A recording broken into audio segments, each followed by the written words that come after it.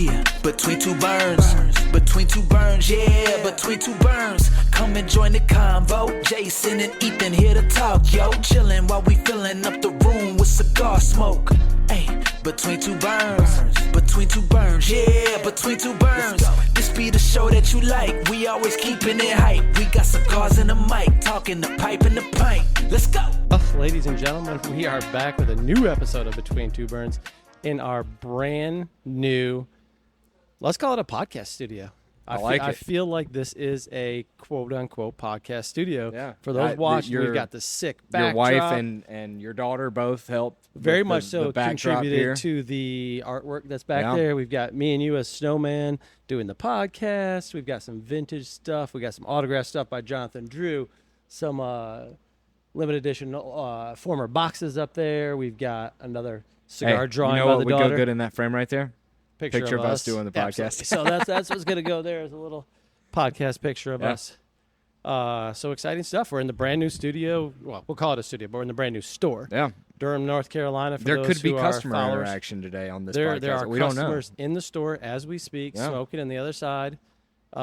This is awesome. Yeah. Right? I mean, this is cool to be able to do this in this fashion. Connect with our consumer, connect with our customers in here. Obviously, we love doing it from the lounge in Greensboro, but it was a little inhibitive of how we could get it set up with lighting and everything like that. Yep. I feel like this is already going to be a better lit and looking podcast. Like I said, the backdrop looks awesome.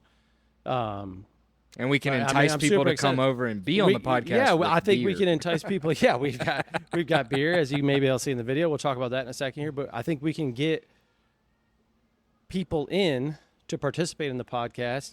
We're going to start doing it during the daytime hours.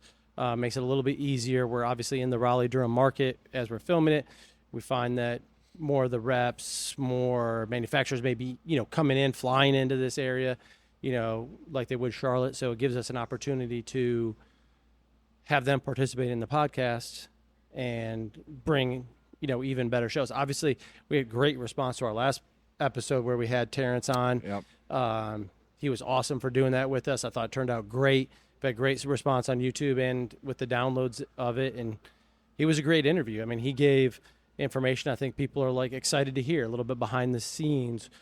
That's what it's we like wanted on this that to be, right? Yeah. We wanted to kind of pull back the curtain a little bit. Yeah, we want to pull back the curtain, but not just we didn't want it to be your average cigar podcast. That's why we do fun stuff with the gambling episode, with the Super Bowl, and we've got Terrence and we've got some other people that we're hoping to get on the podcast soon. We got, we had our good friend Mike on the podcast, and it's fun because, this industry is big, but it's very interwoven and interconnected. Yeah. And so we're in a unique opportunity where we can have these people on the podcast, whereas in most industries, that's not something that normally would happen. Yeah. We talked about it. It's a big industry, but a small industry at the same time. It's very tight-knit.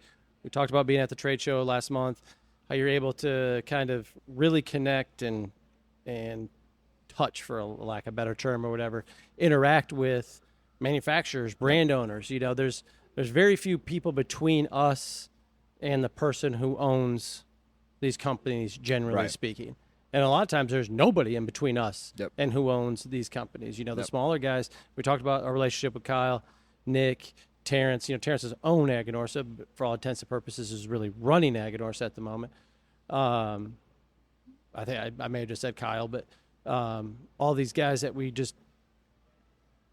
feel like we can really get in, and hopefully we can bring a lot of that stuff too. We've talked about Kyle doing the podcast sooner than later. I think we'll be able to do that. So, I mean, here's a random question for you. Number one guest you want on the podcast that we haven't gotten or talked about? Tiger Woods, I think, would be. I thought you would say Jordan, but I hear you. People who I would like to see us do the podcast with that are in the industry, or at least connected to the industry. For a multitude of reasons, I'd love to have Kyle on. Considering his size of his company, I think would be really great. I'd like to showcase the different tiers that I think some manufacturers and brands are at, right? Yeah. So Kyle would be a very interesting case study and where he's at and how much he produces, the way he is hands-on with everything. I think you could then step up from there. I'd love to have Nick Malia on. Yep. That foundation feels like it's another kind of level up from there.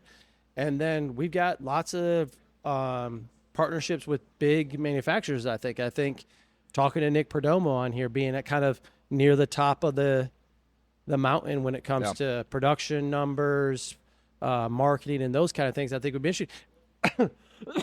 I think an interesting interview would be with like Rosales or Skip from Roma. Yeah. Because of how popular they are, but how they handle production numbers and pricing. I think Rosales would make for a really, really, really good interview. Yeah. Given that kind of where they slot themselves into. But I think kind of showcasing those different things would be really cool. I mean, I think a lot of people would like to see Jonathan Drew. I think that's a unique interview. I'm sure he's done lots of different ones, but he comes at it from such a different perspective. There's just so many unique personalities that do it, that can kind of show you there's no one way to do it. The one common thread I think a lot of these guys, or if not all of these guys have, is they obviously work very hard, but they pay very much attention to the quality of their product and how that product is handled. And the guys I say guys, but guys, gals, whoever, the people who do that are the most successful, that we see that. It's pretty clear when we have a new brand that comes through, or somebody's like, I've got this brand of cigars, and you can tell what sort of effort is being put forth. Yeah. I'd love to see, of course, Pete Johnson, which I've watched a lot of Pete Johnson interviews before. And, one thing we talked about before the Terrence interview is we wanted to make sure it was an interview that wasn't like other interviews where we weren't asking the same questions that they always get asked in interviews, because it's the Hot Ones approach, right? It's the fun, whimsical stuff, but you also find out things that you've never heard before. And I'd love to do a Pete Johnson interview that was more so that, more background and things that he normally doesn't get asked. I'd also love to do one with Omar, with Fratello, because I'd love to hear about his time at NASA. Yeah, see, and that's the thing. Like we've talked about, I would be as, if not more, interested in that aspect of his life than I would be the cigar stuff. I mean, be there on cigar purposes, but he's talked about the cigars, in many different platforms and podcasts, interviews, YouTube videos, whatever it is. Seeing that kind of side of people, and I think it actually also excites them about talking about it.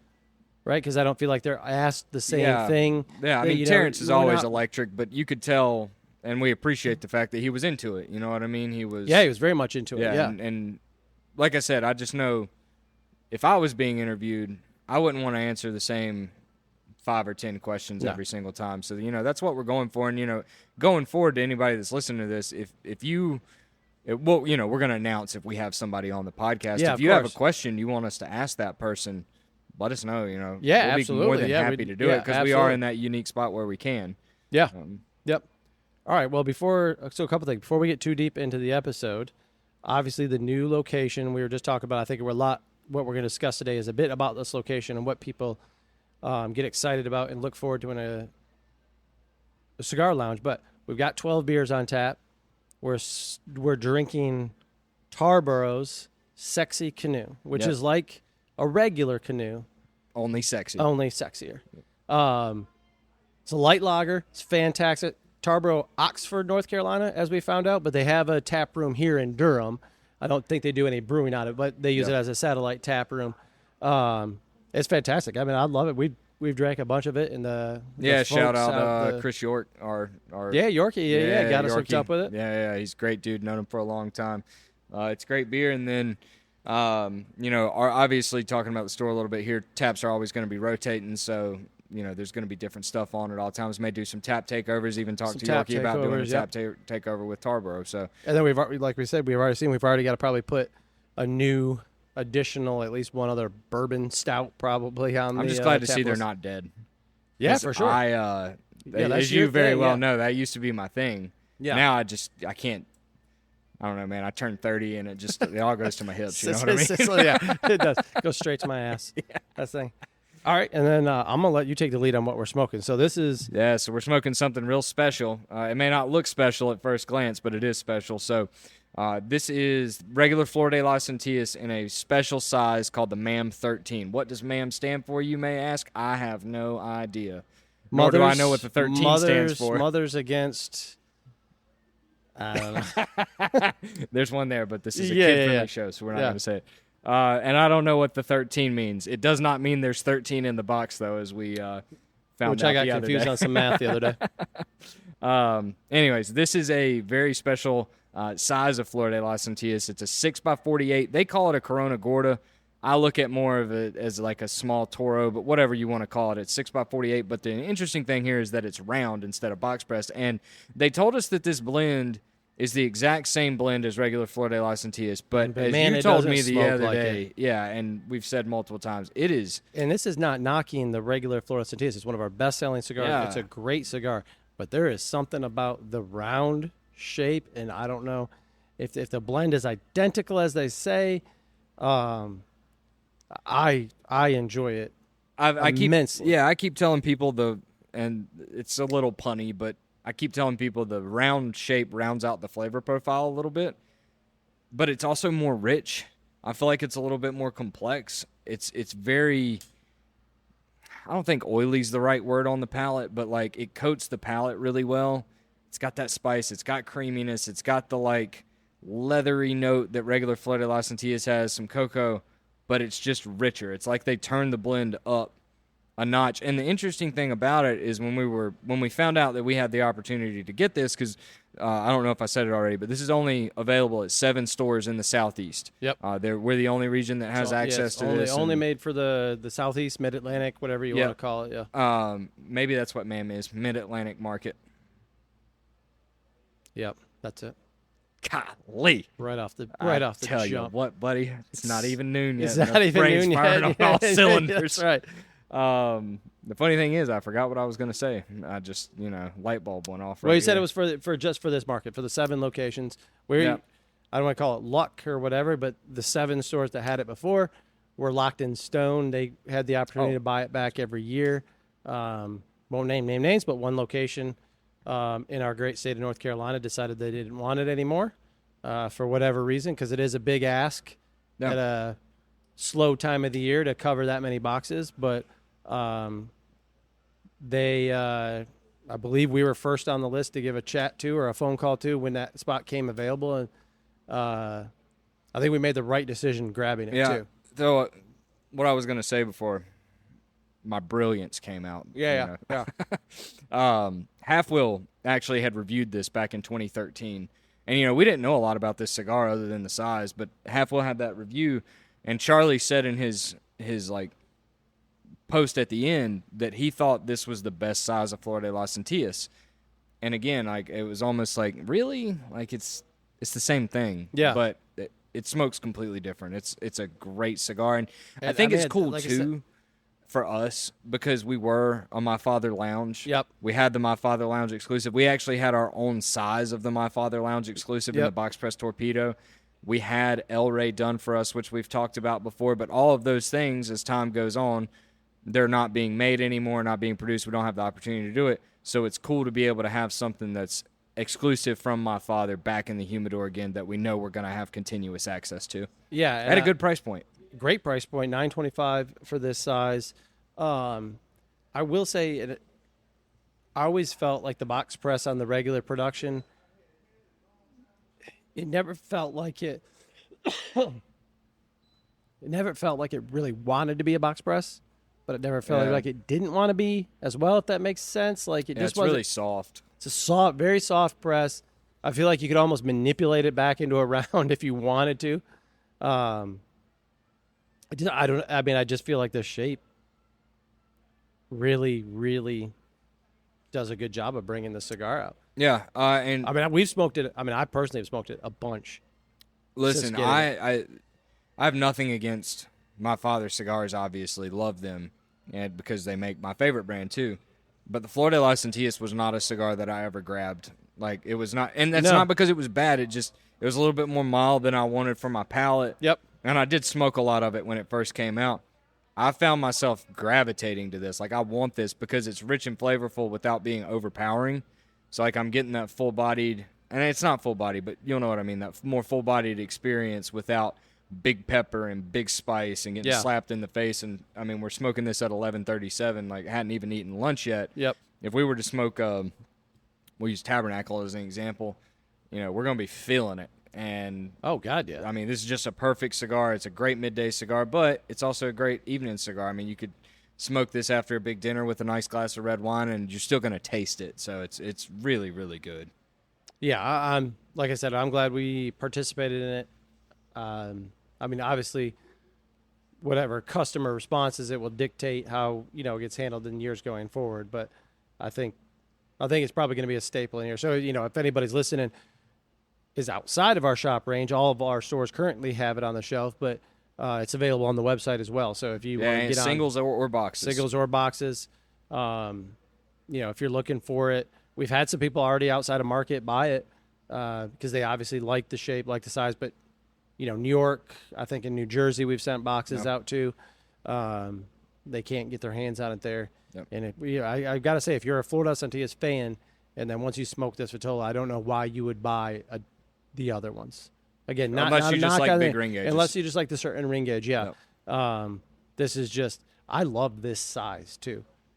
Yeah, so that was actually what I was going to. I'm just talking outside of I don't know, just the 6 by by 48. Yeah, it is a good size.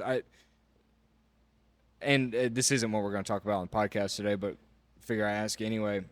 What is your favorite size, and does size really matter? Oh, good Lord. Good night.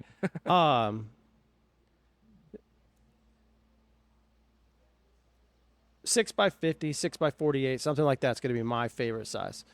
When it comes to does size matter or not, that's strictly beauty is in the eye of the beholder, I think. Because if you like and enjoy smoking big ring gauge, that's what you should smoke.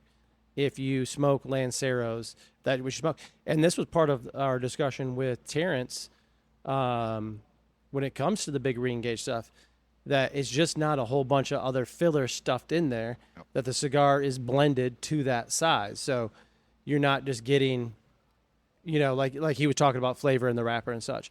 I prefer smaller ring gauge just from the comfortability standpoint of it, the timing standpoint of it. But I think that for me, that's just whatever you're comfortable with is going to be the best size. I personally don't know that I've smoked too many things where I feel like the bigger ring gauge is more or less flavorful than the other ring gauges. I mean, some people swear by Lanceros, saying Lanceros are the most favorable or the strongest because of how much wrapper leaf and compared. But I mean, I think, at least if you go by what Terrence was saying, he didn't buy that proposition that was the case. Yeah. It's funny. I had to almost unlearn this. I'm going to use the term grew up. I grew up in the time of the cigar industry where it was Lanceros, it was small ring gauge, it was wrapper 75% of the flavor, and that's what everybody was saying, which we've basically debunked at this point. Mm-hmm. And we've also debunked the fact, like you said, that big ring gauges are just all low priming tobacco just to make it burn. That's not the case anymore. That's right. But I still have this prejudice towards smaller ring gauges, and I still think that smaller ring gauges, and by smaller I mean 52 or smaller. I don't mean like 38, 40 Lanceros. I mean 52 or smaller. I feel like they smoke better, but I also know that is because of the time that I spent in the mid, 2010s when it was like Lancero or bust and everybody had one. But I'm with you. If I were to ever make a cigar, I'm probably like 6 by 46-ish. And I get it. That's not a super popular size. And that's the other interesting thing about this. Like, we're asking each other what our favorite size is, but we also don't make and sell cigars. No. The reality of things is that Robusto, Toro, Gordo are the three most popular sizes. And I'm not sure which one's first, second, or third. But, like, that 6 by 46 size is not – I feel like we're in the minority here. Yeah, I think Robusto, Toro, at least for us, Robusto, Toro, Gordo. Gordo kind of taking over that Churchill spot over the last, 10 years or so? Yeah. Something like that. But I wonder what kind of variance that is between stores. I don't know. I don't know that there is a lot, just because when you see a company come out with a new line of cigars, it's 3 or 4 sizes. It's Robusto, Toro, Gordo, Churchill. and it's pretty much everybody. The only people not doing that are people like Kyle or Tat or Dion with the Luzione, like, but they never have and they're never going to, right? Although I say that, I kind of forgot that Pete did just come out with 60 ring gauge in the Fausto. Yeah. And he said that the number one, I think he said this, or somebody told me this, that the number one selling Miami-made cigar that he makes is the Gran Cajonu, which is a 62 or 64 ring gauge. Is it really? Yeah. Can't keep them in stock, man. So I say that. But point being, I feel like, it's one of these things where it's Robusto, Toro, Gordo, and that gets a little boring sometimes. As a cigar geek, good friend Leisure Leaf Mike has talked to me about this before, and I share his sentiment, but at the same time, you got to make what sells. So, it's a tough thing to do. We talk about this all the time. It's a business, man. Like you gotta put out what the customer demands. You can be all about Lanceros or, whatever it is, as much as you want, but if you don't put out things that people want to buy, you're not going to be able to put out anything because you're not going to have the money to do it. What do you think the life cycle is on big ring gauge stuff? I think 60's here to stay. I think 60's here forever, but I think that 70 is here to stay too, if I'm being honest with you. Okay. I think the 80 stuff, although before we talked to Terrence last week, I'd have said 80 ring gauge and above, or really 71 and above, right? Anything above that 70 ring gauge is an anomaly, and it's going to go away. But then Terrence said last week that the 880 Bellicoso is one of their best-selling SKUs. So I don't know. I mean, the Gordo's never going away. I think with the success that the Inmensos had, that Asylum's had, that the Lunatic has had, like these 70 ring gauge cigars, while there aren't as many of them out, they're still very successful. And I actually have people come in Greensboro and ask me, hey, what 70 ring gauge cigars do you have? So I don't feel like they're going away. But the 80, the 90, the 100s, there's a couple people out there that smoke them, but it's a novelty. I still feel like that's a novelty. Yeah. Because Terrence use said, them and sell them as a novelty. Yeah, and Terrence said, like, there's one guy that smokes a 10 by 100 every single day. And it's like, okay, cool. Yeah, there is that one guy and that's crazy. But there's hundreds of guys that smoke your Aganorsa Validation every single day. Right. Or your JFR or your Lunatic or whatever it may be. So you can only justify making that for so long because it's also using a lot of tobacco, right? That's a whole plant of tobacco in that 10 by 100. So that'll be interesting if we ever get to a point where there's some sort of tobacco issues.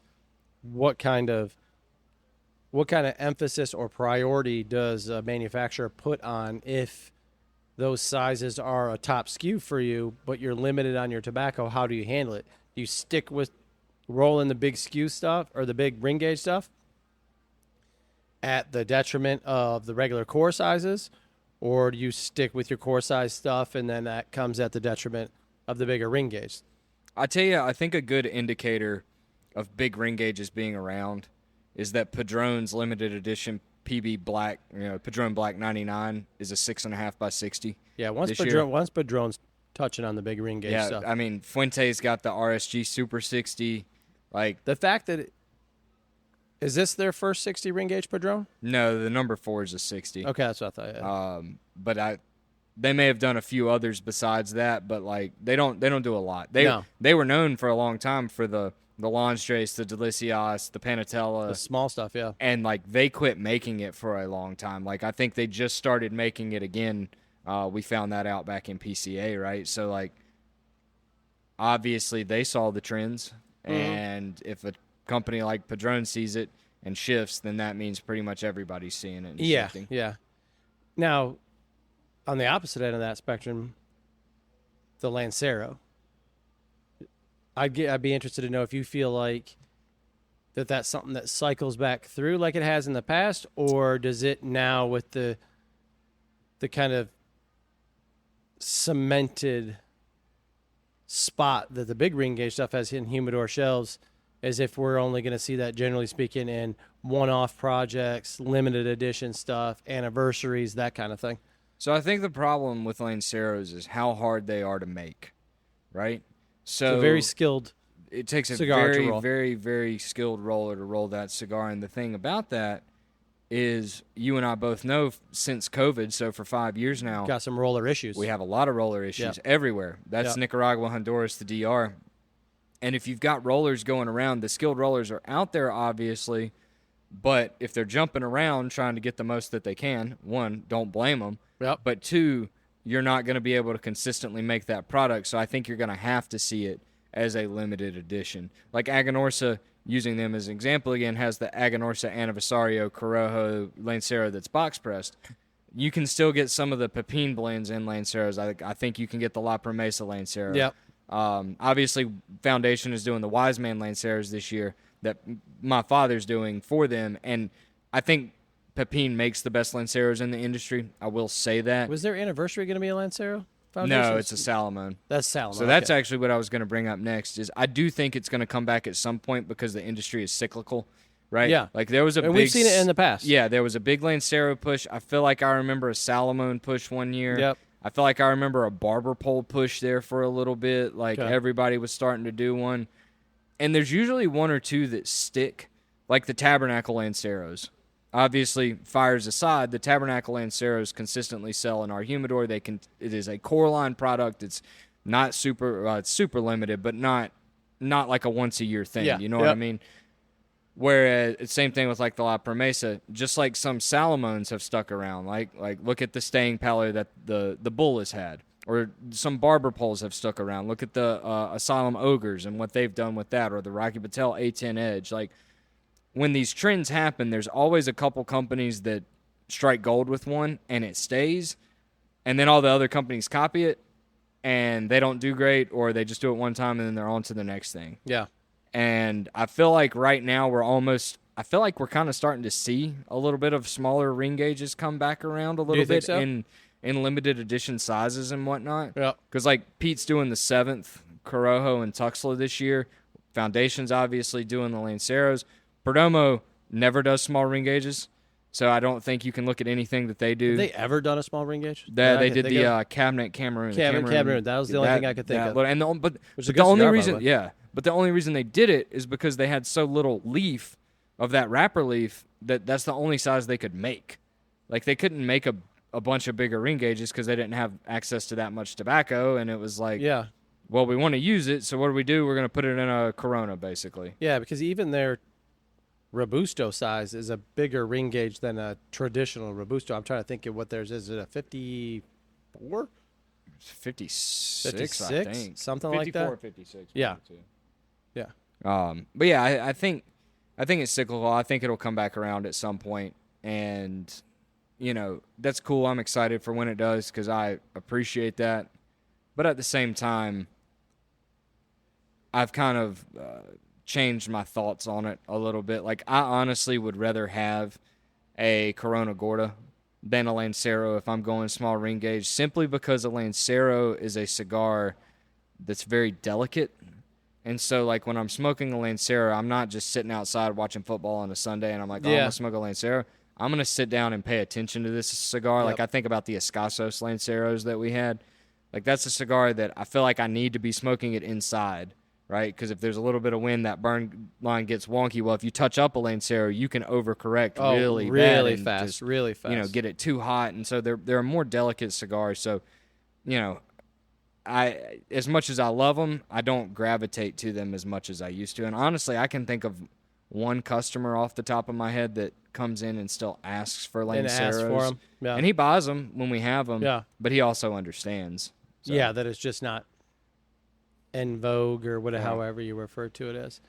So that's a good segue. We wanted to talk a little bit on this episode about the customer and the lounge and the shop aspect of it. And you get the customers that come in asking about certain things and everything like that. We're obviously here in the new shop. You see me looking around. We're obviously in this great spot here. I can see the TV on this wall. I can see the TV on that wall. I can see the TV on that wall. We can see the full bar. We had a great turnout this Saturday for our grand opening here. I mean, we packed it out with hundreds of people. The Smoke Eaters, shout out to the company. I'll tag him in this podcast, Blue Ox. We've got 4 of their units up in the ceiling that have done a magnificent job of keeping it was standing room only in here. Standing room only. I mean, the AC units couldn't keep up keeping it cool. We had so many people in here, but the smoke heaters did an awesome job keeping it up. So if you're a shop person or whatever and you're looking for something high to this point, 3 weeks in of using them, 2 weeks of in the shop use, would recommend. We feel like we've curated something here that God, it feels like what I personally wanted out of the cigar shop. And that sounds stupid in the sense it's like, yeah, we own the cigar shop. Why wouldn't it be a reflection? But we want this to be comfortable for the average consumer. Obviously, we've kept this branded in our same paint color schemes. You see our logos. You see the artwork we have.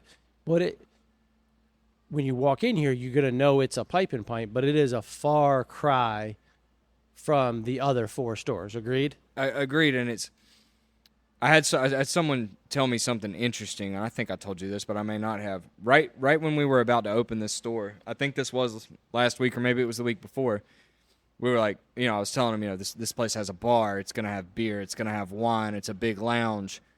And if you've never been to one of our stores, 3 of the 4 other stores are in old houses. Mm-hmm. And that was semi by design, semi by necessity. Yep. Because of state laws and whatnot. But the person said to me, that's cool. Don't lose sight of who y'all are, though. Yeah. And I was like, yeah, I think we've done that here, even though it's completely different. Right? Oh, yeah, I do too. The bones of it are the same, but the outside of it is completely different, right? Yeah, the core things that make the pipe and pint are still here. First of all, that person, while I'm sure is trying to be nice or whatever, that can come off as a little dickish in my opinion, but it's not the space we're in that makes us who we are. It's you guys who make us what we are. It's the staff. It's the customer service. It's what you guys make people feel like when they're there, whether they're buying the retail, whether they're hanging out in the lounge, whether they're coming in here and having a beer at the bar. It's the cheers mentality, right? Yeah. Everybody knows your name, R.I.P. Norm. Yep, Norm passed away yesterday. Yep. But that was something that we've always talked about is, make yourself at home. Let me know if I can help you. Calling someone by their name, asking about, what they've got going on in their life, their kids, their family.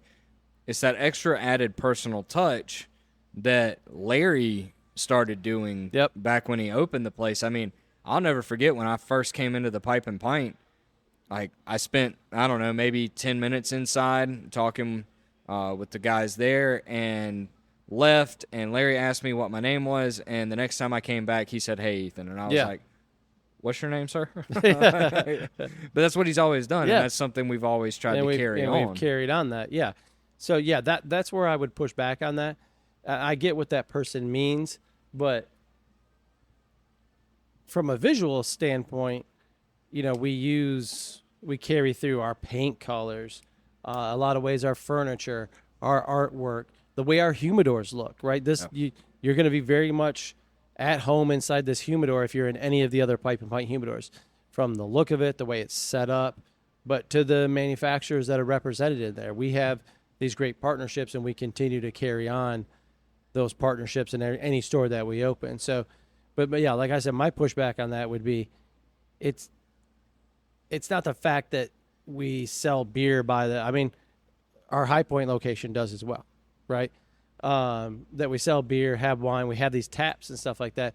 It's just a new opportunity for us to reach and introduce a new set of customers to what we do so well. Well, and let me ask you this. I think, so when we pitched the idea of this podcast, it was what makes a cigar shop great, or what's the DNA of a cigar shop? And I don't just mean the Pipe and Pint, which obviously we're going to talk about us because it's our podcast. Yeah, that's right. Any cigar shop that we think is good, what makes that cigar shop? And I think something that makes a cigar shop great is that they have their finger on the pulse of the customer and what the customer wants. And I think what our customer base has been telling us for a long time is they want something like this. And it hasn't worked out before. Yeah, just for whatever reason. Presented itself. I would agree. For me personally, if you know what I would want and look for in a cigar shop or lounge or whatever it is, that would, but you just said would be the top of my list. There are loads of different shops and loads of different places who we know aren't run very well for a multitude of reasons. But one of those reasons is they treat it as their personal hangout. Yeah. For them and maybe a group of buddies, and you don't feel welcome. You feel like that person is pushing their, not agenda, that's ridiculous, but their own personal stance on everything in the cigar business on you, instead of being reactionary to what the consumer is looking for. So the reason I got my phone out is because I asked our good friend Mike Leisure Leaf last night what he thought made a cigar shop good, and he sent me a long list of things that, you know, we'll probably both hit on as we talk. But he ended it with this. He said that apathy is the end of all good things. Yep.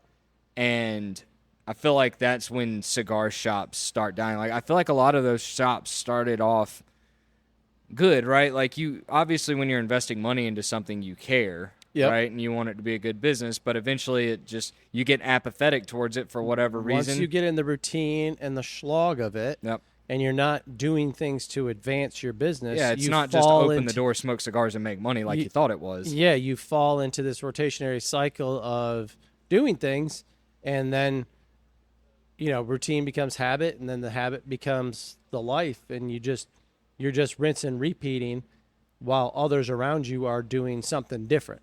And because it's 2025. The cigar consumer is different than in 1995, 2005, 2015, right?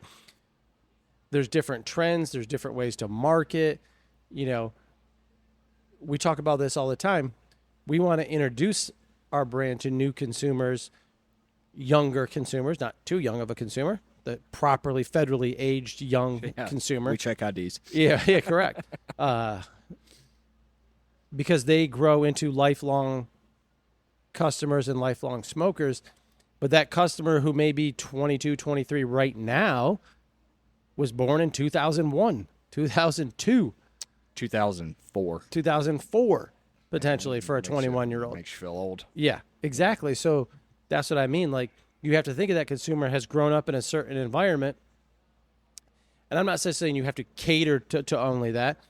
But as that consumer grows, that consumer is used to being presented product, consuming content.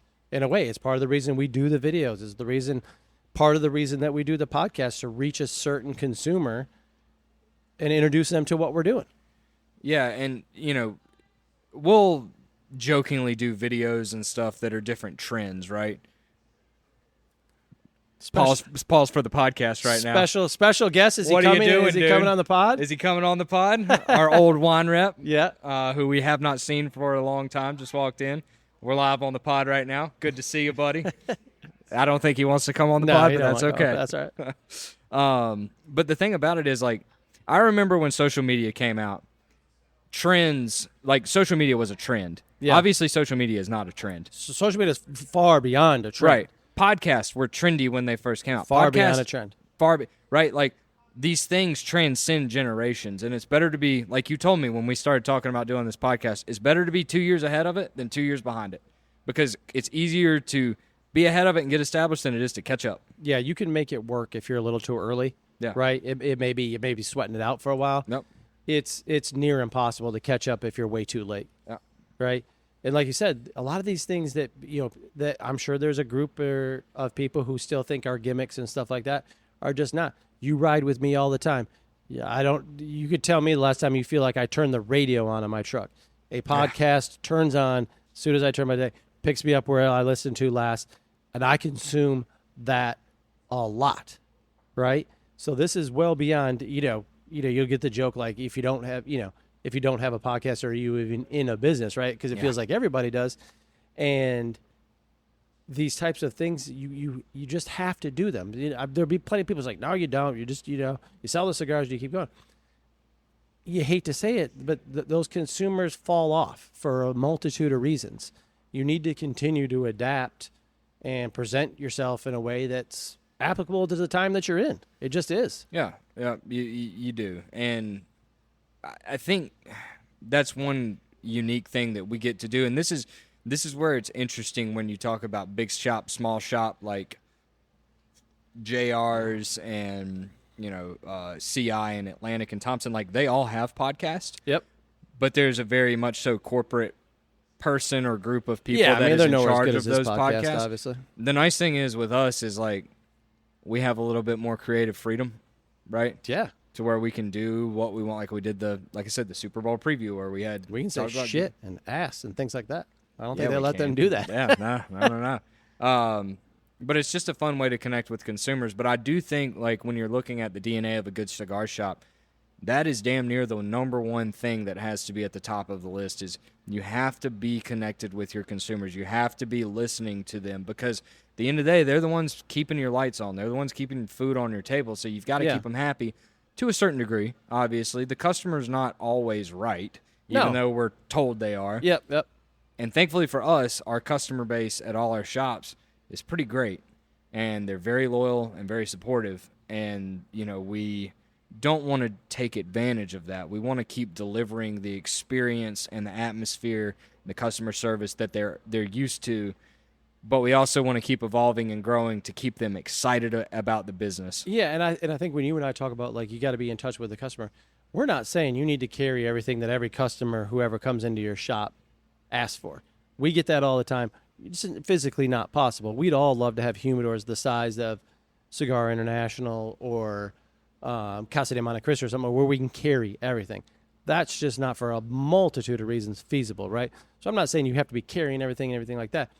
What I'm saying is listening to the general cigar population as to what is in demand. What not just I smoke these so that here's what you're gonna smoke, kind of thing. Yeah, we talked about on the PCA recap podcast a little bit the idea of when we're trying out cigars, taking our retailer hat or cigar geek hat off and putting on the hat of the cigar consumer, right? Like, when we're tasting cigars, we're not thinking, like, do I like this? We're thinking, what customers would like this, right? Like, who do we have that we know would buy this, right? Like, yeah. And that's something that is very important because you're right. We have to curate a selection because we're not JRs, we're not CIs. But at the end of the day, sure, we'd love to make as much money as they do. Yeah, but we don't want to be that. But we don't want to be that big, right? Because we've talked about this before. If you have everything, it's almost like it's too much, right? It's paralysis by analysis. We talk about this, this is, on topic but off brand. We've talked about this, how that's affecting the craft beer business, right? It used to be we sold a lot of craft beer. The Pipe and Pint did, had room dedicated to it. That's now the Pipe Room and stuff like that.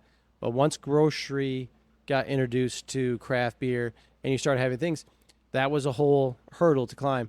But the hurdle to climb now is fatigue on it, right? Like, we've talked about this. If you see too much, if the humidor is too big, there's too many options. Well, I don't know this for a fact, but I guarantee you your best sellers would be the mainstream staples. Yeah, because the average person would look at it like they would get overwhelmed, they would get nervous about it, and they would just say, like, you know what?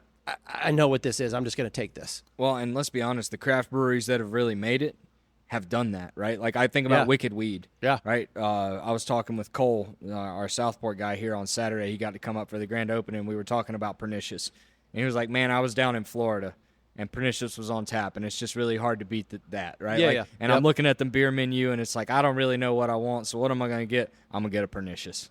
Like, some of that other beer may have been better, but Pernicious, is always going to be good. It's kind of how these legacy brands are, right? Like, if you're not in a humidor that doesn't have a good tobacconist or someone that is able or willing to help you, then that's exactly what you're going to do. Just like when you're at the grocery store, if you don't know what you want, you're going to buy your pack of Bud or Yingling or Coors or Miller or whatever it is. Yeah, you're just going to go to what you know and just going to grab it and you're going to walk out. Yeah.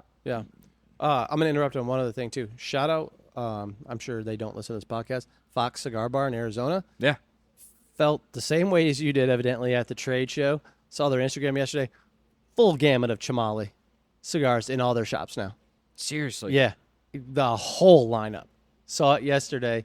And that is a big That's a big shop deal to bring in. That's a big deal. You know, I want to say relatively unknown, factually unknown cigar brand. I hate to tell anybody to buy cigars from another shop, but but if you're interested I in legit getting may buy some because they're that damn good.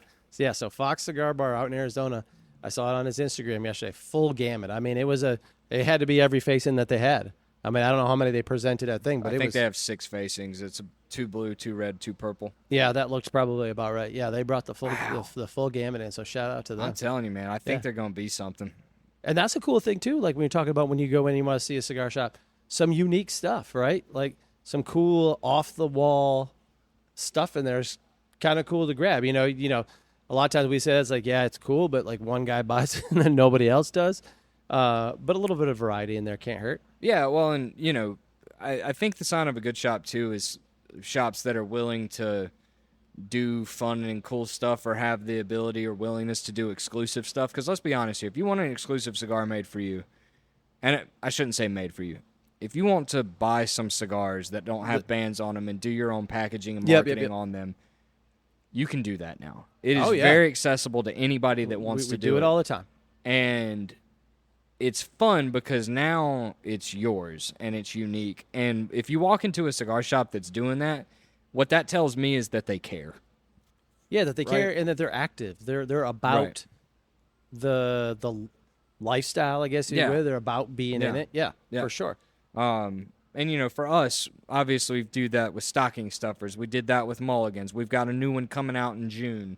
But we're also at the point where we are a little bit bigger, so we do have access to the MAM. Yep. Right, we do have access to the stuff that Aganorsa did for us with La Colonia and continue to do for us. The El Rey Los Habanos that we had. The LFD Pipe and Pint 15th anniversary. Shout out to anybody who might still have one of those and laying around in their humidor. I will buy it from you. Yeah.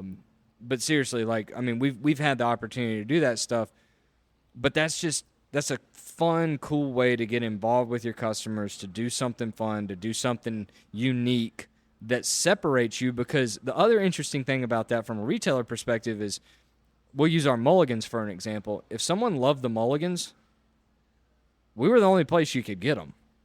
There was no going online. Nope. You couldn't go to JR, CI Fox, Atlantic Small Batch, anywhere. You couldn't go anywhere to get them. You had to come to the Pipe and Pint. Yep. And we didn't take advantage of that. We priced them at a very, very good price point that was very competitive. Yep. But it builds loyalty. And that's something that I think is an underlying theme of a good cigar shop, is they have loyal customers for whatever reason it may be. And some of it can be, I don't want to say a bad reason. Like, I think the big box stores have loyal customers to a degree, but they're only loyal because of their pricing, right? They're not loyal from a standpoint of like, I only get my cigars from JR's because they have the best cigars, or I only get right. Because as soon as CI drops their price on Romeo's or Tobacco or whatever, they're jumping over there. I mean loyalty from a standpoint of like, we know that cigar prices are cheaper online. It is a fact of life. Yep. We understand that you can get them elsewhere. But thankfully, our customers are loyal to the point where they still come to us because of all the other perceived value, is what we call it, that they get when they walk into the stores. Yeah, and I mean, it's fun for us to do it too, because it's cool to think of the idea around the market, think of the idea around the packaging. It keeps us all engaged. Be on the lookout for our summer drop this year. It's very summer oriented. You'll see when it comes out, maybe a great video that goes along with it. But doing those things is a ton of fun. It's cool. It's like if you work in a cigar shop, just where you don't have those kind of things, or maybe somebody's not interested. A lot of guys get in behind the counter of cigar shops, whether it's full-time or part-time, because they're trying to be a part of the band, if you will, right? Like trying to be in it. And like when you get to put your hands on those things and go through and smoke different blends, I mean, a year doesn't go by where at least a couple times in the year we are smoking things unbanded that we're thinking about doing a project with. We're going to do we've got a Lancero project that we want to do at some point as one of our drops this year. Can't do it anymore. Can't do it. They're all gone. Oh, okay. All right. Well, we can find it elsewhere. That's still on our book. Yeah. We'll still do that.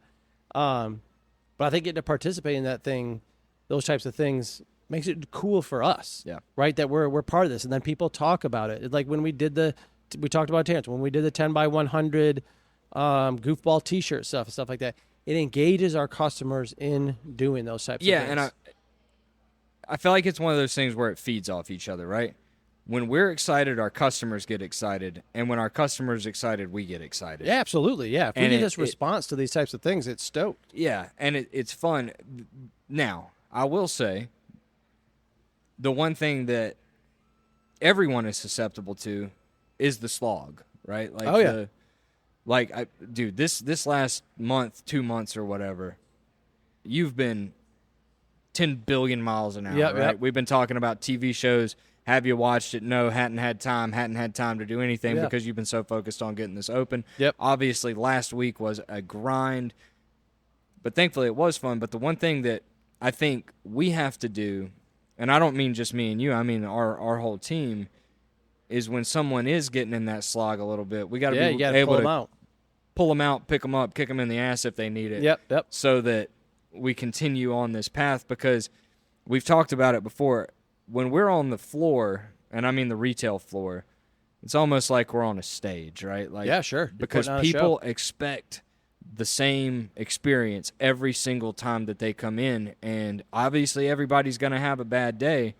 Well, if you're having a bad day and that leads to a bad customer experience, there's a possibility that customer's never coming back. And you can't have that. And so the next thing you look for when you go in a shop, me personally, obviously the friendliness of the staff and the what's the word I'm looking for? Just the participation of the staff and what you're doing there is part of the reason you can continue to go back. You might go in a place once, and if it's like, humidor's over there, you're in there responsible, looking around, you grab a couple things, it's like, all right, here's your total, $45. And then you go and you leave. You're like, all right, cool, man. Like, see ya. It's like, all right, that kind of thing. So, to your point, like, you don't want that kind of apathy again in the shop with anybody, with your consumer, with your staff. You know what I mean? Like, an unfriendly person trying to help you, being lazy about it, sitting in a chair, smoking a cigar with a couple of regulars, telling you the humidor is over there. Nobody's down for that. You want to feel welcome. You want to feel like unless you're just out of town grabbing something, you're looking for a shop that's your shop potentially forever or for an extended period of time. And if you're not welcomed in that fashion to continue to buy, you're just not going to come back. Yeah, you're going to be like, why am I even going in there if this guy's a jerk? Nobody wants to pay attention. You know what I mean? Even if you can't one-on-one handle that person in the moment, there's ways to handle that in a friendly, energetic, consumer-friendly way. Yeah. The other thing about it, one second, another friend walked in. Hey, buddy. Doing the pod. How you doing? Good to see you. That's Vicky. She'll help you. The other thing about it is with a tobacconist, right? Our job, obviously, is to put the right cigar in your hand. And I think it's very important for you to go to cigar shops where the tobacconist knows at least as much if you do, as if not more. They should know more, right? Because we talk about this with watches sometimes, right? You don't want to go into a watch store and go to buy a Rolex or an Omega or a Tudor or something like that, and you know more than the watch guy, right? Yeah. That doesn't make you feel good about things. So the knowledge aspect is part of it, but it's interesting because if you look at our reviews on Google, most of the time when it's a 5-star review, it doesn't even mention the knowledge or getting the right cigar. No. It's just these guys were awesome. They were really nice. Friendly. They were friendly. They were helpful. They made me feel at home. Yep. That goes so much further. Like, the other stuff is important for maintaining and building relationships and whatnot, but if you miss out on the first part, you're never going to have the opportunity to do the second part. Yeah, it's gonna be an immediate turnoff, right? Yeah. You're gonna buy what you wanted to buy. You're gonna walk out and be like, I'm just not going back there. Then you're gonna try the next one, and the next one treats that person the way they should be. And now that person's you got one sale and lost out on hundreds more. The interesting thing about it is someone will come into your store looking for something and you don't have it, and they go to another store and that store has what they want, but if they are not friendly to them, they will come back to your store and smoke something else because they'd rather come to you because you're friendly. 100%. Yep. 100%. Give me something else you like to look for in a shop. My biggest thing in a shop, see, this is coming from a retailer tobacconist perspective. Yeah. And from someone that is very educated in cigars. Like, all that stuff is important. I want to feel welcome. I don't care about the knowledge because I'm not trying to sound cocky, but I don't really need it, right? Like, yeah, you know what I mean? Man. I know. Good Lord. For me, two things. I want a great selection of cigars that is very curated. Yep. Like, you can have big brands. We have big brands. Sure. But our big brands are in there for a reason. For a reason, It is purposefully curated. Big brands, boutique brands, Dominican, Honduran, Nicaraguan, that kind of thing. Yep. I look for that. And the other thing I look for is a homey atmosphere. 100%. And that comes from the friendliness and everything like that. But I've talked about it before. The reason I kept coming back to the Pipe and Pint before I started working at the Pipe and Pint was because the guys knew my name. I felt welcome. I didn't feel like, because I was 18, right? Like, I was an 18-year-old in a more adult world, right? Like, most of the people that were coming in and sitting in the lounge and stuff were in their 50s and 60s, and like, I just didn't feel that connection with them. But every time I came into the shop, I felt at home. And one shop that I felt really at home at that fits these bills is Burns Tobacconist up in Burnsville, Minnesota. Okay. I went up. I've only ever been in that shop one time. I went in there when I was visiting my mom and dad when they lived in Minnesota, and not only did they have an unbelievable selection, but it just felt good, right? Yeah, like the vibes were just there, and you know it as soon as you walk in the door. And then I started looking around. I was like, this is a cool spot. They got a good selection. So now I'm really looking. I'm checking box dates. I'm looking at, what's this? What's that? And then I see some old Tatuaje stuff that I've never seen before. And I'm like, if I lived here, this is the only place I would come. Right? Yeah. And that's the kind of atmosphere, obviously, that we're trying to cultivate and make at the Pipe and Pint. And that's why first impressions are so important, right? Yep. Like, you went in there and you immediately felt that, and you can kind of, just from that initial, like, the way you were presented, whatever it may be, the look, how the rest of the afternoon is going to go. Yeah. Now, for me, from like a consumer perspective, and the reason, many of the reasons that I enjoyed going to the Pipe and Pint and went, I started going when we were at the old location, where it was just an inline strip center space, but you could smoke in there, but you were smoking amongst the inventory of wine and beer and of humidors and everything like that.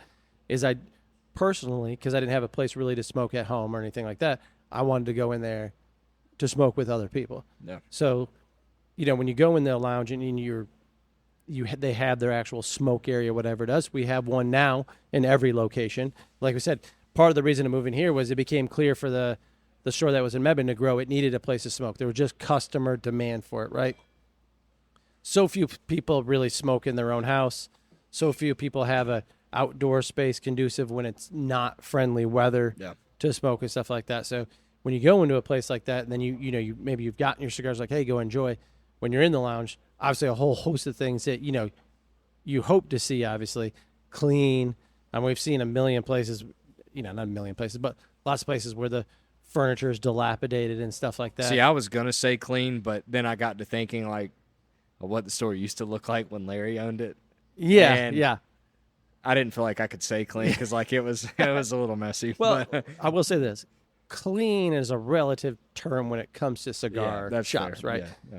It's never going to be a certain level of clean. Yeah. There's always going to be some ashes somebody dropped. Yeah. Somebody's burned a little hole in the chair. I will say the one thing about the store is the humidor was always immaculate. Oh yeah, always Immaculate. Didn't matter how messed up behind the counter was and how much crap Larry had tucked in between pipe tobacco bins and stuff. Yep. The humidor was always immaculate. Yep. And then when you're in the lounge, obviously, we're super attentive as staff in all of our lounges, emptying ashtrays, asking anybody if you need something. When I sit down in a lounge, I need I need an eclectic group of people. I need you to hit me with the high notes. I need the conspiratory old man who the world is ending guy. I need the young guy who's maybe just learning how to smoke. We just sprinkle in the dude that everybody doesn't like, who doesn't never shut up about anything. If you're new, you're gonna listen. Anybody who's listening to this podcast knows any shop they've ever gone to. The same.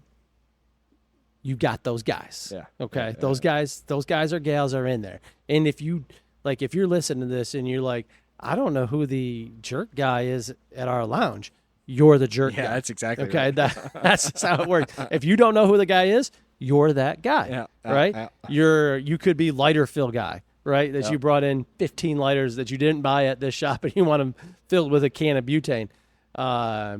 We have all those guys. We have great groups of people in all the lounges. Everybody enjoys being around them, but I like the mixture, right? I will say it's an interesting thing to think about from a retailer perspective of like how important the group of guys in the lounge is, because that's something you can't control, right? Like you can't, if they're stealing or if they're being unruly or rude or racist or something like that, you're going to kick them out, right? But if they're just the jerk guy or whatever, they can make someone feel unwelcome. Super uncomfortable. And that person won't come back to sit in the lounge because of them. And it's a weird dynamic where you have to police it, but you can't. You don't want to cross over the line either because you don't want to lose the other customer. So it's one of those weird things of like, how do you do it?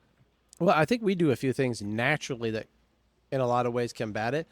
Obviously, if we feel a person just no longer deserves the right to hang out in the lounge, we'll just say it, right? Yeah. Like, this isn't the place for you, But I think we do things that can help break it up. One is we take, good, bad, don't care how you think of this. We take no political stance on anything. Yep. Right? The TVs remain on sports. Yep. I want it on Fox News. I want it on CNN. No. Stays on ESPN or Golf Channel or whatever it is. You guys want to argue over Celtics-Knicks? No problem, right? Yep. So that doesn't create any weird animosity inside the lounge or anything like that. And then we're in there all the time, right? We're emptying ashtrays. It's a good way to break things up. And I'm not going to lie. We've got a couple lounge people who I would refer to as like self-policing. Like if they don't like somebody, they'll let that person know. We also have the bell system, which is an interesting system that the bell has system been hasn't around been around for a long time. Hasn't had to be used all that often, but no. But it is. I will give our guys credit; they respect the bell system. So the bell system is, if someone's going on and on about something, and someone doesn't want to talk about that anymore, or it's getting uncomfortable, you go up, you ring the bell, that person shuts up, and you change topic of conversation. Yeah. I've only ever seen it happen one time. Yeah. And it worked, and I didn't even know it was a thing when it happened. I just heard the bell ring, and I was like, "What is going on right now?" Some people abuse the bell. Back in the past, like back in the Larry days, they would abuse the bell because of one particular customer who we know and love. Shout out Alan. He would just go on about any topic, and it wasn't anybody didn't dislike the topic. You just had to shoot. You had to ring the bell just to get him to be quiet for 30 seconds. You actually would wonder if he would stop breathing at some point. His face would turn red. He was talking for so long. Yeah. So sometimes you just got to use it to just put a pause in the system. Yeah. Oh, Alan. Yeah, it's interesting because, I mean, we obviously have a couple customers that default to talking about, the major things that you don't discuss in lounges, right? Religion, politics, that kind of thing. You keep that stuff out. But we do have a really good group of guys, and this is specifically in Greensboro because this is where we are most of the time, that police themselves. And I will say when new guys come in, they're very welcoming, which it hasn't always been the case because I remember the old group of guys back in the day. Like I walked in there one time and it was like the room went quiet and everybody. And I'll just be honest, stared I at think me. those particular guys were part of the reason that for a period of time until 7-8 years ago when I got the shop that the lounge was no longer open in Greensboro. Yeah. Right. Yep. That basically just said this was it, and Larry started stacking beer inventory in there with 2 chairs between boxes, so he himself and other employees could sit back there and have a post-work pipe or cigar or something like that. Yep. And and it was open for years and years and years. But I think it was, if you know Larry, you know how his take is in confrontation, everything like that. It was easier for him to say this thing's no longer open. Yeah. You know, you ruined it for everybody than it was just to ask that person to leave. But he was afraid to ask somebody to leave. No, but he would just do it in ways that kind of choked you out. Yeah, like I said, it was just it's such an interesting thing to talk about and navigate, right? Mm-hmm. Because you're dealing with the general public, so you need them, right? Like we're a retail shop. Yeah, we they're need consumers. The customers. I mean, the reality is we run into consumers every single day that we probably wouldn't spend more than the 5 minutes that you got to interact with them in the shop, but they're still there spending their hard-earned money. And that goes back to the stage, right? Yeah, like we're always... you can be something. You can very well be somebody that you're not in real life while you're working the sales floor. It's an opportunity to, it's almost like, I have said this before. I said it would always be a fun experience to be like a college basketball mascot for a day. Yeah. Because you put nobody know it was you. You can put the the headgear on your thing.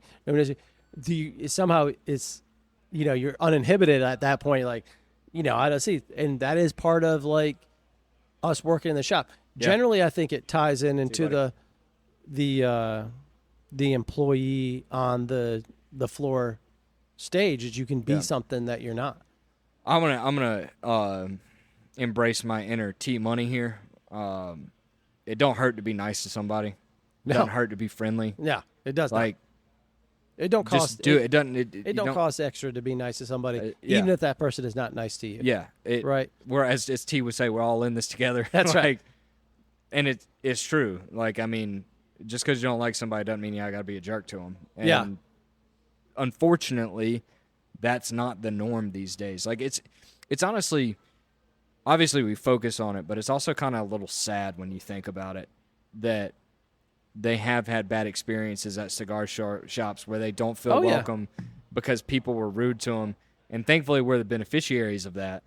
But at the same time, we've gotten plenty of customers that are happy to tell us their bad experience at some other shop or lounge in whatever city it is, and they come from outside of Greensboro, outside of Winston-Salem, outside of Durham, wherever it may be, to come in because they'll drive that extra 15, 20 minutes, in some cases 30 minutes to come over to visit us because of the way they feel when they come in the shop. Yeah, I mean, I had a guy, and this goes back to the cohesiveness of the stores a little bit. I had a guy come in yesterday who was looking for Perdomo 30th.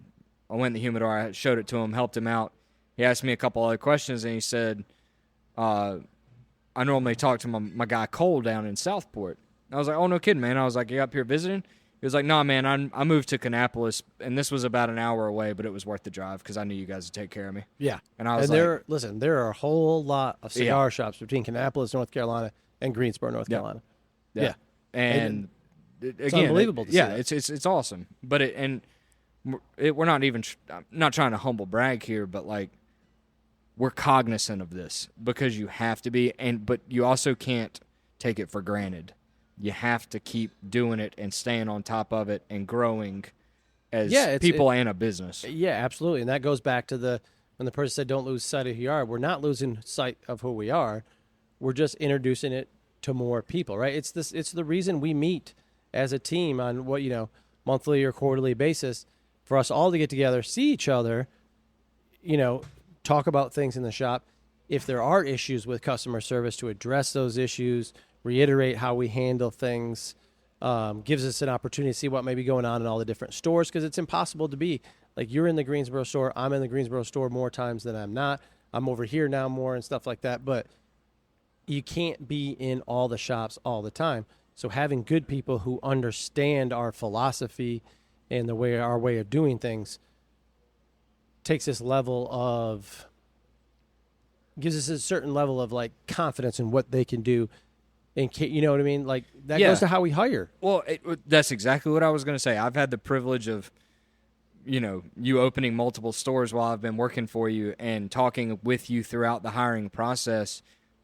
And it's so funny to me because every single time we're not looking for someone that really knows cigars. We're looking for someone that fits. And knows people. Knows people. Yeah. Because you can teach cigars. We 100% You can't teach the people. No, you can't. You're not going to be able to convince a person who's either unwilling or doesn't want to be friendly, nice, observant, whatever it may be. Like we can spend hours in humidors teaching people and new employees the blends on cigars, the tasting notes on cigars, the manufacturers of cigars, beer, wine, the same thing. We want people who are going to deliver that customer service first. And we've gotten that. I mean, we got Robbie, Vicky is here. We've got, Austin's doing an awesome job in Winston-Salem, Lindsay and Cole down in Southport. These are people, like when we brought, Lindsay is great. And when we were hiring Cole, like Cole was an immediate fit. Yeah.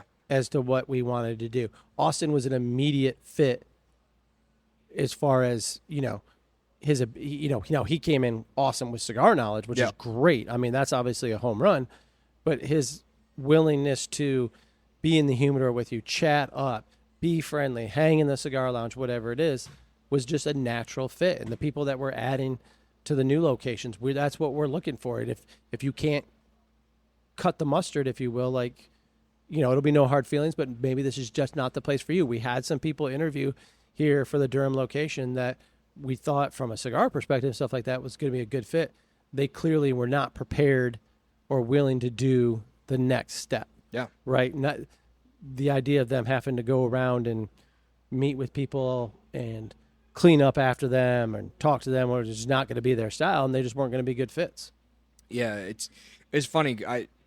I brought up Mike a couple times in this episode, but I was actually, I've talked to him so many times, and we'll be talking about something, and we're on the same page, and like we'd never talked about it previously, and he'll say to me, "See, you just get it."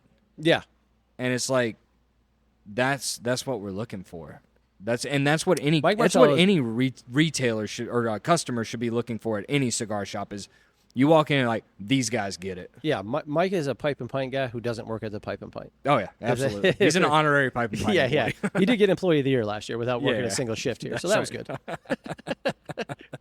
Yeah, but he's just, it when you walk in a store that these guys just get it. And the interesting thing about it, you can walk into a big store and people get it. And the reason I say that is because Mike works at a very large retailer. Very large. That I will not name. One of the largest, if not the largest. Yeah. And Mike gets it. So yeah. I don't want anybody listening to this think we're dogging JR's or Casa or CI or Atlantic or Thompson. But unfortunately, over time, they have grown to develop that attitude of apathy in a lot of cases to where it's like, we got what you want. We got it at the cheapest price. You're going to buy it whether or not I'm a dick. So just buy it, right? Like, yeah, you cannot come in with the attitude if you're working in a cigar shop is people are here to buy cigars. They're going to buy cigars. They got to come here. Like, that's just not true. No. Right? The internet has, maybe that was true 35 years ago or something like that. If you were buying cigars in the 80s and the 90s, when the internet just didn't exist. That's just not true anymore, because if you make that person feel unwelcome, not a good place for it, overcharging for your product or whatever it is, it's just as easy for that person to say, see you later, nice selection, whatever, be kind, leave, go in their car, drive home, sit on their couch, hit up their phone, go on to JR, go on to CI, wherever it may be, and order that box and not have to deal with you anymore. Yeah, and it gets delivered to their door. It's like it's so much easier for them to do that anyways. That's why we as retailers have to give them a reason to keep coming back. It's also a reason though that we have a robust website and that we pay attention to that. We use the web. The website is another store, right? That's our sixth location, if you will, is the website. We're not doing what those big name brand online retailers, but we sell a lot of stuff through there, and we ship out stuff. We ship out stuff to customers who have moved away, who love it. So that's the thing, right? We have customers who have moved away. We can think of one particular pipe customer right now that we sent stuff to the other day. He has moved away from our stores, can't get to one of our stores. We told him before we left, we'll keep the stuff that you love in stock. We'll keep it online. Go in, order it. He was getting it for the same great price as before that he was getting it with us. We get that stuff out in most cases the same day. We priority ship it, which is not expensive, and he gets it in no time, and he just keeps doing that, right? So, but he does that because he loved coming here in the first place. Well, it's also an avenue, too, for when people that are coming in from out of town we can be able to, like, they walk in, they love our store, especially if they love something that's exclusive to us, they can still support the ma'am us. as an example. Like, if you came in Greensboro or Durham, wherever it is, and you got the ma'am, and you lived in South Carolina, you lived where else, you flew into Raleigh, you're staying at the hotel next door, and you came in here and you got that, and we're like, listen, you can only get this, at this location, and a few others, and you're nowhere near it. But hey, same price, available on our website. Mix and match. You can get 10% off. You buy so many, you get free shipping. And in 2 days, that's at your door. We can service that customer. Yeah. And that customer will do that. Yep. Because of the way they felt when they were here. We've used Mr. Parachi, the baseball dad, as an example before. Like, guy lives in Connecticut, was in watching his son play for the Grasshoppers for that summer. His son's subsequently gone on to AA, doing really well. He's an athletic director and teacher up in Connecticut, but has bought stuff from us online, bought T-shirts, bought swag. He's active on our social media, comments on things. I know he listens to the podcast, watches the videos. Like, because when he was there, he felt great. So, like, that entire summer that he was in the store. Anytime he came to watch his son play, he was in our store, hanging out. We talk about how his son pitched or whatever it may be. Like, it's just a good feeling about doing those things. Yeah, and the one thing I want to say is we're not doing any of this superficially either. No. We genuinely care. Like doing it, yeah. Yeah, like, we genuinely cared about how his son was doing with baseball. Yeah. It was an awesome connection because we do baseball games with the cigars and everything like that. I can go on and do lists of people that, how's your wife doing? How's your kids doing? How's soccer going? Like, and it sounds silly, but, like, I genuinely care. Like, because I care about people. And I'm gonna embrace my inner T Money again. Yeah, I know you're gonna say it. We're all in it together, man. Yeah, I was gonna say T would say, if you're doing what you love, you don't work a day in your life. Yeah, that's that exactly kind of right. thing. That's exactly right. But yeah, I mean, it's fun. And the one other thing I want to say about this, since we're talking about the DNA of a good cigar shop, it's not easy. That's the one. No, it takes effort, it takes work, it takes staying on top of it. That's the one thing that I think people. So it was funny.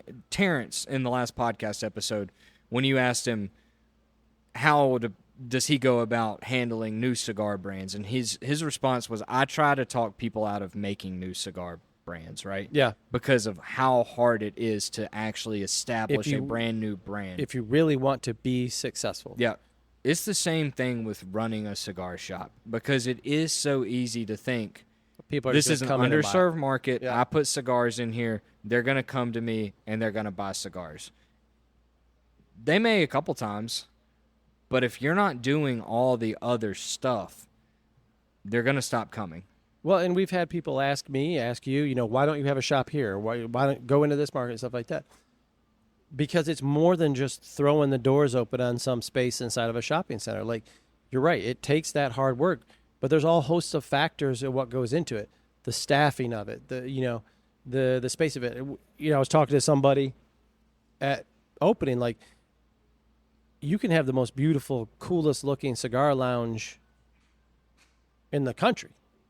If you can't get the people in there to treat them well to start out with, you're not going to do any good. Right. You could have a tiny house with a small humidor, but if you're in the right spot and you get those people in and you're treating them well, you'll do gangbusters. Yep.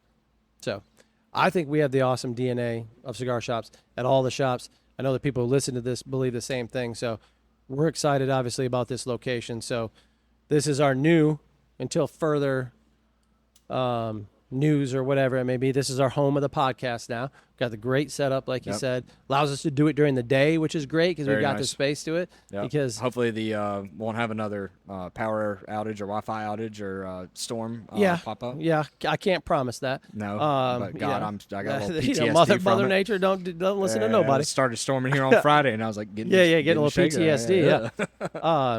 Yeah. So we get to do it during the day here, which, like you said, will give us the opportunity to maybe do some other interviews and stuff because If you are the guys in our Greensboro lounge, you weren't going to let us record it during the day there. We always had to do it after hours, which is made for a long day. But I think it's going to be really cool. So if you get an opportunity, come out. 3219 Watkins Road in Durham. We're upstairs. Tons of signage outside. You know where we are. Come have a beer. Come have a cigar, a glass of wine. We're doing all sorts of cool things here. We'll have live music coming up and everything like that. It just really lets us have this opportunity to expand on what we already do, right? And to offer, there is a huge amount of the cigar consumer population who this is how the only way they consume cigars. Yep. 1 or 2 cigars at a time in a cigar lounge, right?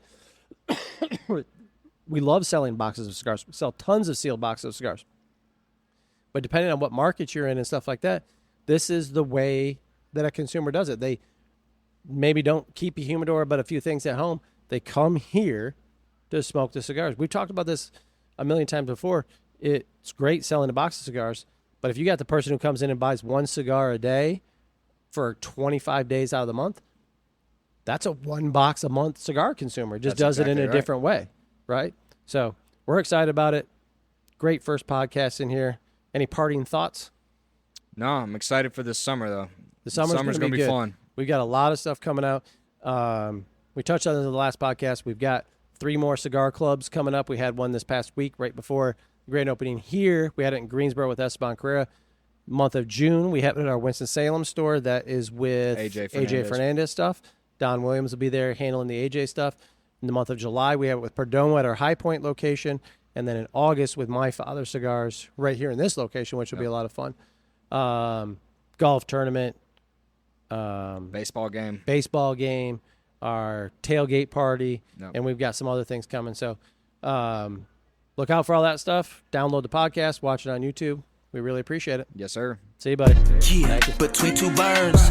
Between 2 burns, yeah, between 2 burns. Come and join the convo. Jason and Ethan here to talk, yo. Chilling while we filling up the room with cigar smoke. Hey, between 2 burns. Between 2 burns, yeah, between 2 burns. This be the show that you like. We always keeping it hype. We got cigars in the mic, talking the pipe and the pint. Let's go.